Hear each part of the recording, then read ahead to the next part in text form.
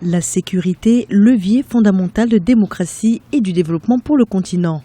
Alors que les travaux du 23e sommet de l'Union africaine ont démarré depuis le 20 juin à Malabo en Guinée équatoriale, le thème de la sécurité fait partie des deux axes abordés par les parties prenantes. Pour ces derniers, si la situation politique et sécuritaire dans certains pays devra faire l'objet de toutes les attentions lors du sommet, les spécialistes ont noté une nette diminution des conflits sur l'ensemble du continent depuis quelques années. On observe quand même une baisse de l'activité conflictuelle sur le continent. L'époque des grands conflits au Libéria, en Sierra Leone, on se rappelle bien ce qu'ont été des conflits au Mozambique par exemple.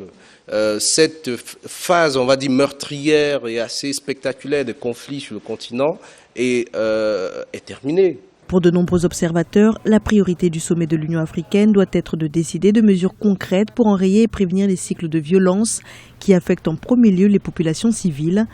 Elle devrait également se pencher davantage sur l'approche de la jeunesse, artisan majeur dans le cycle de la violence. Donc cette jeunesse, c'est elle qui est actrice dans toutes les crises que nous voyons, que nous avons connues dans mon pays, que nous avons connues dans les Grands Lacs, que nous connaissons aujourd'hui en Centrafrique. Si vous allez voir qui est Sereka, qui est combattant de Sereka, ce sont les jeunes Centrafrique. Qui est combattant des autres races, ceux-là qui ont réagi, les anti-Baraka, ce sont ces jeunes-là, désœuvrés, et qui, évidemment, s'ils parviennent d'une manière ou d'une autre à avoir une Kalachnikov à main, pour eux, ça devient presque un diplôme.